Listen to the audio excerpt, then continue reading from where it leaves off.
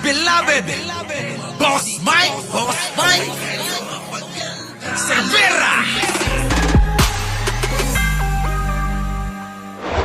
Nagsalita na ho si Trillanes. Pasok. Ni dating Senador Antonio Trillanes na tumanggap siya ng $2 milyong mula kay dating Congressman Zaldico Aha. sa investigasyon ng ICC Okay. sa kaso ni dating Pangulong Rodrigo Duterte. Siyempre, dudumihan nila si Trillanes kasi malinis eh. Hindi pa ba sila nadadala? Abay mga kababayan ko, 2016 pa, ginagawa na ng issue ito hong si Senator Trillanes. Hindi pa ba kayo nagtataka mga DDS? 2016, isang dekada na nila sinisiraan, hanggang ngayon wala pang naipapakita na ebidensya. Hindi ba kayo nagtataka? Isipin nyo nga ang maigi. Ang tao pa mo ha! Di ba? 2016 pa nila sinisiraan itong si Trillanes. Inuulit ko ha, 2016. Isang dekada na, 10 taon na. Ito pa rin, sinisiraan pa rin. Sa dami ng mga paninira nila kay Senator Trillanes, nasaan kahit isa ang nagkatotoo? Bakit nasa poder na si Digong? Nasa poder na ho si Digong, presidente na. Lahat na ng mga tao, napatay niya na. Nabubukod tangi, itong si Trillanes, ang siyang hindi napakulong ni Duterte. Bakit? Kung may kasalanan, kung totoo yung kanilang mga pinaparatang, bakit malaya pa rin itong si Trillanes? Isipin yung maigi. Isipin nyo mga DDS. Ngayon, pakinggan natin. 2 million para sa ICC investigators. Alam nyo po ba kung gaano karami po yung $2 million, mga kababayan ko? Alam nyo po ba kung gaano karami yung 2 million dollars? Mga kababayan, yung maliit po, mga kababayan, yung maliit na maleta, yung hand carry, punong-puno yun, baka hindi pa magkasya. Ngayon, isipin nyo huli itong sasabihin ko. Kung punong-puno, yung pong isang maleta, isang maleta ng pera na dolyares, pag iniskan yan, tutunog yan. Kahit pa ilagay nyo sa check-in baggage, baka hindi naman hand carry, baka naman sa check-in baggage. Tutunog pa rin yan kasi nakikita yan ng scanner na e-x-ray nila kung ano laman ng mga maleta nyong daladala. Kaya nga minsan kapag may bawal kayong dala, di ba tinatawagan kayo, pinipaging, Mike Cervera, pumunta ka sa counter na ganito dahil ang iyong maleta ay may pinaghihinalaang bawal na daladala. Alam nyo ba yun? Alam nyo ba yun? Mga DDS kayo? Palibasa kasi mga maglulupa ito eh.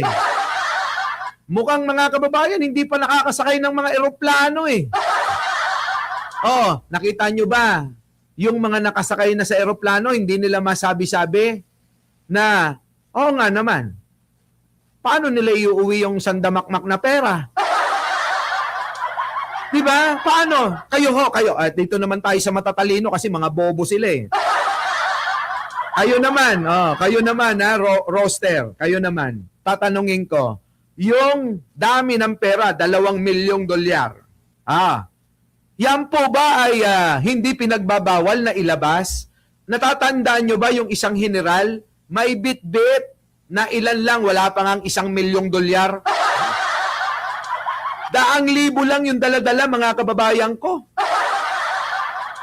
Di ba hinold? General pa yun Asawa ng general yun kung inyong natatandaan noon. Ngayon, isa pa. Sa Amerika, meron pong nagbitbit ng $50,000. Alam nyo kung ano nangyari? Nakulong sa Amerika. Yan. Yan ang sinasabi ko sa inyo. Diba? Bank transfer, mahirap din. Kasi merong hahanapin yung dokumento ganito.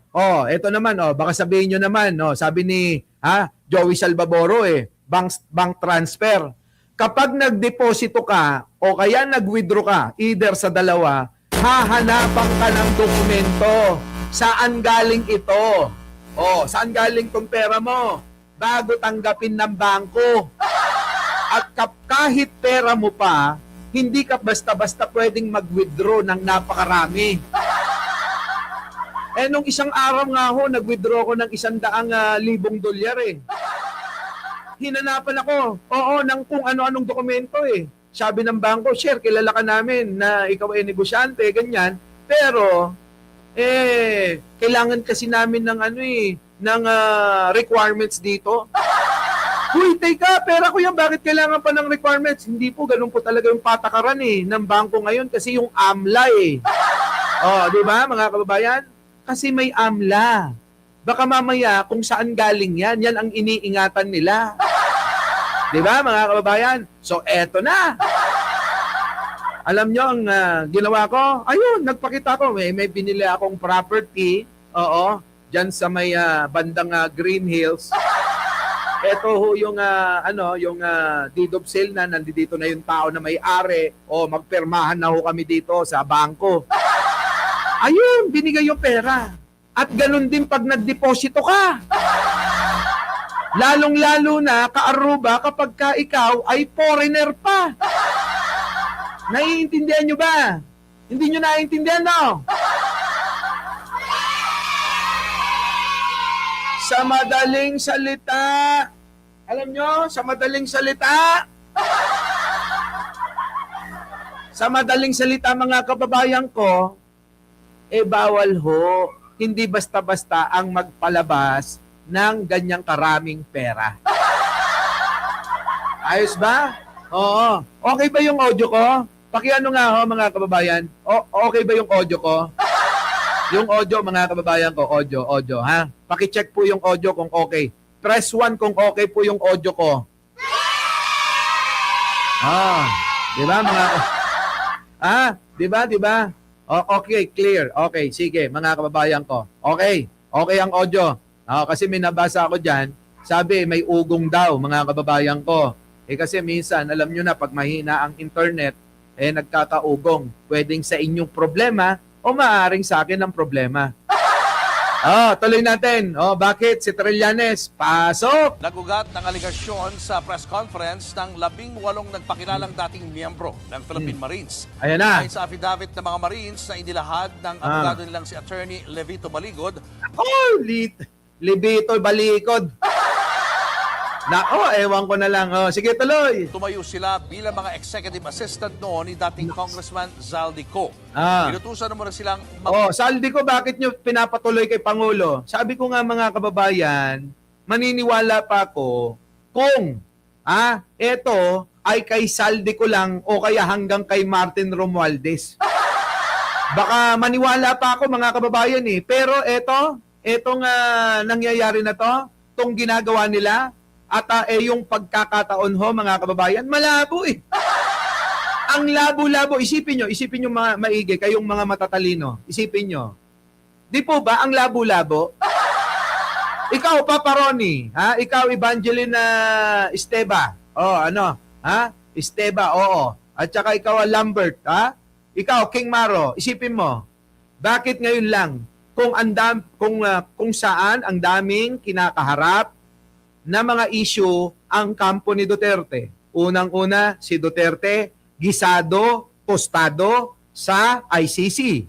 Ikalawa ho, itong paparating ng March 2 na paglilitis na kay Sara Duterte dyan sa Kongreso. Pangatlo, mga kababayan ko, itong katangahan ni Sara na maagang pagdeklara ng pagtakbo niya. Na wala hong sumama mga kababayan na bago, kundi sila lang. Isipin nyo maigi yan, mga kababayan ko, isipin nyo. Bakit? Di ba?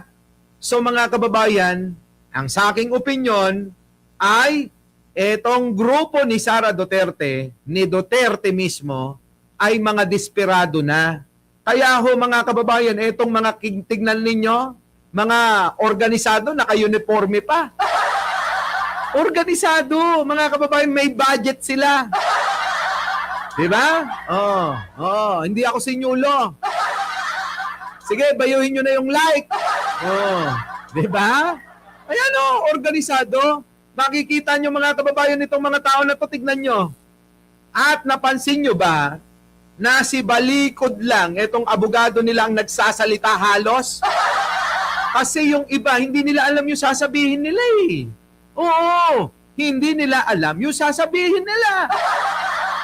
Pasok mo, Boss Mike, pasok mo. Eto singit natin, balikan natin yung si Trillanes. Pahabol lang po. Ayan, mga kababayan ko panoorin nyo kung paano magbulol-bulol itong abogado nila. Pasok! Attorney, pahabol lang po. Nag-deliver din po ba sila ng, sir dito po, nag-deliver din po ba sila ng mali-maliatang pera para sa impeachment?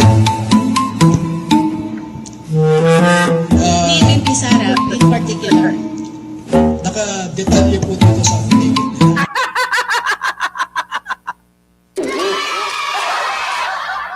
Diba? Nakita nyo ang simple-simple ng tanong. Kung talagang alam nila ang totoo, bakit hindi masagot netong mismong abogado? At hindi rin masagot, mga kababayan, nung kasama niyang mga naka-uniforme ng kulay itim na organisado. Kita nyo, mga kababayan ko, balikan natin mahaba ito. Bigyan natin ng sabi nga rito, pag igi, mahirap maging artista, aba. Attorney, Yan, ganap si attorney. pahabol lang po. Nag-deliver din po ba sila ng, sir dito po, nag-deliver din po ba sila ng mali-maliatang pera para sa impeachment? Ayan teka, ano nga ba ang script pag yan ang tanong? Mukhang wala rin mukhang wala rin sa mga listahan ng tanong yan Diba? Diba Diba, Roman? Wala! Ni VP Sara in Eto na, hinga muna ng malalim! Hinga ng malalim, Hinga ng malalim, attorney. particular. Naka-detalye po dito sa affidavit niya. Yun na lang yung sinagot dahil hindi niya masagot. Nakadetalye po yan doon po sa sa affidavit. Bakit hindi masagot? Nagpa-abala pa si Jel Untala, no? Thank you naman, Jel. Thank you. Tingnan nyo mga kababayan ko. Ayan, hindi masagot. Para sa mga pumirma. Para sa tauwaya. Para saan? Para saan? Ay, nako, talaga naman si Balikod. Para sa mga pumirma. Para daw sa pumirma mga kababayan sa impeachment ni Sara. Eto na ngayon, mga kababayan ko. Hindi nyo ba napansin yung kanilang agenda? Abay talagang bidang-bida si Sara. Gusto nilang linisin si Sara sa pamamagitan ng paglabas netong 18 na mga Marines daw. Kita nyo, talagang eto mga kababayan, halatang halatado.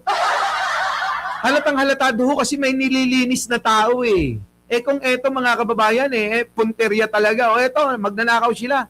Wala na hong kakampihan dapat Pero dahil nga gusto nilang paniwalain yung mga sinasabi nating mga mangmang at bobo, aba sige lang. Panatilihin nilang mangmang yung mga bobo. Tuloy.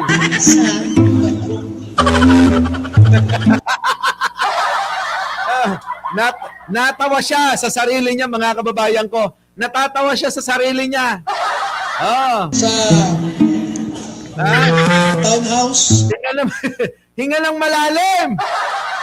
Hindi niya sigurado yung sinasabi niya, mga kababayan Hindi niya sigurado. hindi niya sigurado. Units 8 and 9. Yun, nadali mo yung townhouse daw. 12 o'clock.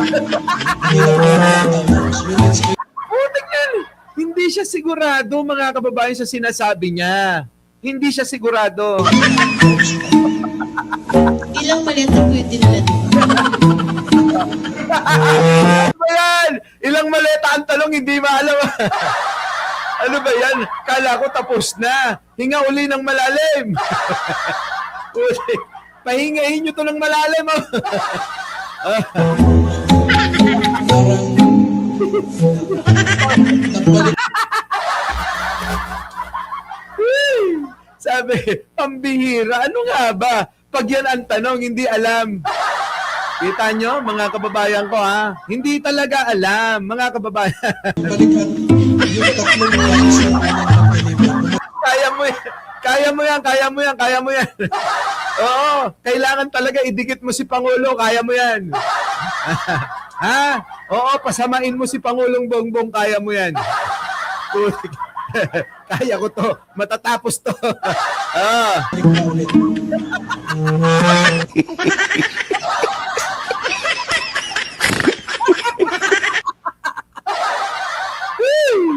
Oh, kita nyo, mga kababayan ko. Wala talaga. Wala talaga tong mga ito. O, dito na tayo. Balikan natin si Senator Trillanes. O, pasok! Ilang mga executive assistant Ah. ng dating Congressman Zaldico. Oh, ayan. Utusan naman silang magpalit ng dalawang maletang may tig 56 million pesos Nako. na katumbas ng $2 million. Kita nyo, nagpalit daw po, mga kababayan, ng tig 56 million ang laman ng isang maleta na nagkakahalaga po ng 2 million US dollar. Grabe, no? Pinalit pa talaga nila. Tuloy. Alam nyo, ako naniniwala, mga kababayan, kung ako, si Zaldico, mga kababayan, ang nakaredy ko na mga dolyar, limpak-limpak yan. Bilyon-bilyon ang iipunin kong US dollar. Hindi ako mag-iipon ng peso kasi masyadong bulky. Hindi naman bobo si Zaldico eh. Utak kriminal nga, di ba? Kung ako si Zaldico, alam ko na yung gagawin ko kasi nga, utak kriminal yun eh. Hindi ka mag-iipon ng bulky, gusto mo paliitin eh. Yung iba nga dyan, kilala ko, nag-iipon ng ginto eh. Yung cash nila, ginagawa nilang ginto kasi hindi naman po pwedeng ibangko lahat, mabubuking eh. Diba? Bakit kailangan pang magpalit ni Zaldico ng dolyares? Po pwede namang dolyar na yung ibigay eh. Diba, mga kababayan ko? Isipin yung maigi, hindi bobo yung mga yan. O kaya, yung bangko, sa abroad, yun ang gamitin niya. Alangan naman na walang dollar account yan. Si Zaldico. Isipin nyo maigi. Isipin nyo maigi ha. Alangan naman na walang dollar si Zaldico. Alangan naman na walang account yan sa ibang bansa, ano? Para gumawa pa talaga ng eksena dito.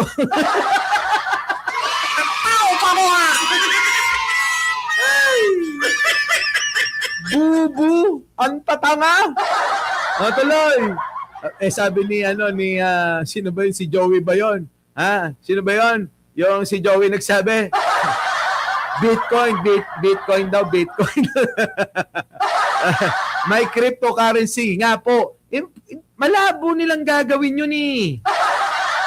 Oo, malabo. Cash nga yung dala daw. Cash. Di ba? Cash. Tuloy. Inihatid daw nila ang milyon-milyong pera kay Trillanes Nako. para gastusan ng ICC investigation. Kita nyo? Si Trillanes din anila ang sumagot sa hotel accommodation, Nako. pagkain at sasakyan ng ICC investigators nang dumating ang mga ito sa bansa noong December 2023. Nako. Bukod dito, inilahad din sa press con ang pagde-deliver umano nila ng mali-maletang pera na abot sa 805 billion pesos sa mga politiko. Kabilang Kita nyo, mga kababayan ko? 805 billion daw. Talagang gustong sirain ang mga utak ng mga bobo. Ulitin ko mga kababayan ko Ako talaga, malabo kay Pangulo na kumuha pa at magnakaw ng pera. Alam nyo ba, sabi niya, Hindi ko na kailangan ng pera. Hindi na namin mauubos kung ano yung meron kami. Kita nyo mga kababayan, ano? Na umano sila Pangulong Bongbong Marcos Nako. at dating House Speaker Martin Romualdez. Yan. Hinatid pa raw nila ito sa bahay ng Pangulo sa Forbes Park Nako. at maging sa Ilocos Norte. Ah. Dati nang pinabulaanan ng Malacanang ang mga aligasyong ganito. Ah. Magsasampa naman si Trillanes ng Nako. cyber libel cases Yari kayo kay Trillanes. Ayan, sasampahan tuloy kayo ng kaso. laban kina Baligod at sa mga ex-marines sa pagpapakalat umano ng Nako. maling impormasyon. Nako kung malaki naman ang bayad sa kanila, edi okay lang yun, may panlaban. Total naman cyber libel lang. Ang problema niyan, mga kababayan, kapag naubos yung mga pera niyan, at pag nahatulang guilty ang mga yan, kulong pa, mga kababayan ko. Sa tingin nyo ho, mga kababayan ko, walang perang involved dito. Ako, nagtatanong lang. Kayo, ha? Kasi ako, mga kababayan, sa aking pananaw, ako'y naniniwala na malaki ang involved na pera kasi hindi nila itataya yan kung hindi ho ganun kalaki ang pera. Tuloy. Ayon pa sa dating senador, gusto lang nilang siraan ang nangyayaring pagdinig ng ICC. Yan, totoo ho yan, mga kababayan ko. Ako naniniwala kay Trillanes. Kasi ho, kita nyo, tinaon talaga. Bakit ngayon pa kung kailan dinidinig ang kaso ni Duterte dyan sa ICC? Gusto nilang sirain. Gusto nila, mga kababayan, yung mga tao, mabaling yung atensyon sa kay Pangulong Bongbong, hindi kay Digong. Kaya nga ho, ito isa pang halimbawa ho, no? Kaya nga ho, hindi nagpapakita si Digong. Kasi pag nagpakita si Digong, ang mangyayari, aaribongbongan yan. Puputaktihin. Oo, si Digong. Kaya hindi na ho, para maiwasan yung pagpuputakti sa kanya, hindi na ho nagpapakita. Ngayon, diversion ang pag-asa nila na kailangan hindi matuto o hindi magkaroon ng pananaw na negatibo kay Digong sa pamamagitan ng pakikinig sa pagdinig sa ICC. Nakuha nyo, mga kababayan ko? Ganito ang diskarte. Diskarte ng kampo ni Duterte. Iiwas nyo yung mga tao. Huwag nyong hayaan na matutok ang mga Pilipino sa pagdinig diyan sa ICC. Ibaling ninyo, gumawa kayo ng kaparaanan. Marami naman akong ninakaw na pera diyan, gamitin nyo. Diba, mga kababayan ko? Para mabaling kasi kapag nakatutok ang mga Pilipino, habang ang hearing ko ay nagaganap, malalaman nila ang katotohanan na ako talaga. Diba? Mga kababayan naman putik na yan, yung mga utak nila basang-basa natin isa pa, mga kababayan ko, ginagamit din nila yan kasi nga etong paparating na impeachment ni Sara Duterte. Kailangan wag niyong pagtuunan si Sara Duterte. Pagtuunan niyo itong nilabas nilang isyong propaganda nila na si Pangulong Bongbong ang talagang magnanakaw, ganon.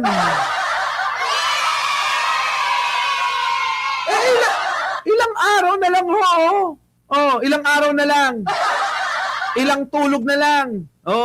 Yayariin na si Sara sa Kongreso. Putik na yan, mga kababayan ko. Ang napakasimple. Kita mo? Natataon nga naman na bibigyan natin ng pansin itong ginagawa nilang propaganda. Hindi naman po pwede na hindi natin pansinin. Kasi alam nyo naman ang mga DDS, mga bobo sila. Kaya kailangan natin ipaliwanag yung ating pananaw nang sana mamulat sila. Hindi naman ako umaasa. Pero sana, sana, dalangin natin sana ay maliwanagan ang mga utok. Utok ba? Utok-utok. Hindi itok-itok. Diba, mga kababayan ko? Tuloy. Laban kay Duterte. Yan ay meant to discredit the Nako. ICC Yan. in light of the ongoing confirmation of charges hearing. Nako. Kasi nakita nyo yung timing. Yon. Lahat ng araw Ngayon nila ilalabas yan. Last year pa yung mga mali-maleta na yan. Oh, Wala silang na-mention. Then ngayon, como merong ICC proceedings, hindi Correct. may ganyan. Hindi oh, di ba mga kababayan ko, tama si Trillanes. Oo. Oh, nagrereklamo na si Pachuchay, magsa-10,000 na daw tayo rito. Abay, kokonti pa lang yung nagla-like sa inyo mga kababayan ko, ha? Oo, ha? Oo. Alam nyo mga kababayan, iniisip ko tuloy gumawa ng pelikula eh. Pelikula na hango mga kababayan sa tunay na nangyayari. Ano? Ha? Sa tunay na nangyayari po, okay, docu mga kababayan na nangyayari dito sa ating bansa at sa dito sa mga pagpatay ni Duterte. Gusto kong gumawa ng docu o kaya pelikula. Mga kababayan, baka gusto nyo mag-artista, ha? O kaya gawin nating mga artista, yung mga vlogger natin, ha? So, supportahan nyo ba, mga kababayan ko? Iniisip ko po ito, gumawa ng pelikula hango sa mga tunay na nangyari sa istorya ng pagpatay sa pamamagitan ng EJK ni Digong. Tapos po, mga kababayan ko, ipapalabas natin, iniisip ko, mga kababayan, iniisip ko talaga yan. Mamaya ako kakausapin ko yung direktor. Di ba? Kakausapin natin yung direktor. Ay kita nyo mga kababayan ko, tama ho si Trillanes dito. Last year pa yung mga mali-maleta na yan. Totoo, last year pa yan. At na-debunk na natin yung mga mali-maleta na mga pinakita nila noon na may maliit, may malaki. At mukhang kabibili lang para mapicturan, di po ba? Pero iba po yung sinasabi, mga kababayan, nung Gutesa. Ang sinabi, mga kababayan, branded yung maleta, matibay. Remowa. Remowa. Di ba? Ano, Leia? Isasangguni ko to. Gagawa tayo ng pelikula, mga kababayan ko. Kahit ho mga kahit mga 1.5 oras lang, ano? Pwede na yan, ano? Pwede? Suporta ba kayo, mga kababayan ko? Tapos, papalabas natin sa sinihan. Magpi-premiere tayo, mga kababayan ko, ha? Magpi-premiere tayo. Premiere. Magpi-premiere tayo, mga kababayan. Premiere. Big night. Mga kababayan ko. Di ba? Okay ba 'yon, mga kababayan ko? Sino ang gaganap na Digong? Si Ballpoint Man.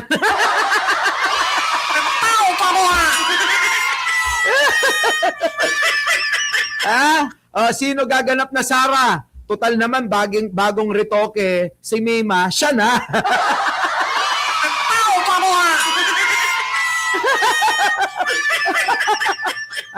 Pwede ba 'yon? Pwede ba 'yon? Gaganap na Sara si Mima, bagong retoke. Di ba?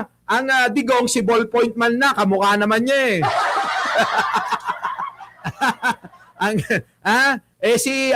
si Chris Ulo. Ano gaganapin ni Chris Ulo, mga kababayan ko? Pakalbo natin, gagawin nating bato. Ay, nako. Si Sangkay. Si Sangkay, gagawin nating sigadon.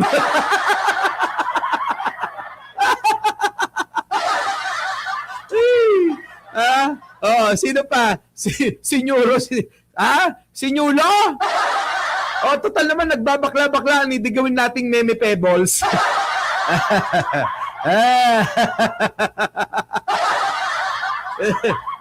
Hanapan natin si Jack Ma.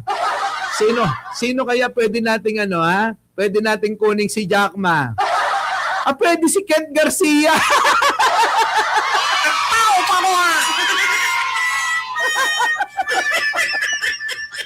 si Kent Garcia. Sino pa, mga kababayan? Si Takero. Putik na yan. Ito, mahirap si Takero. Hindi natin mahanapan kung anong role nito. Eto na lang, pwede naman siya si si Jinggoy Estrada.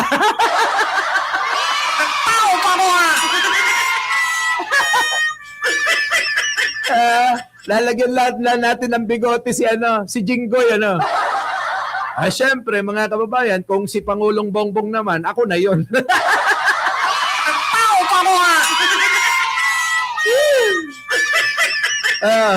Si Biyahin ni Koy, sino?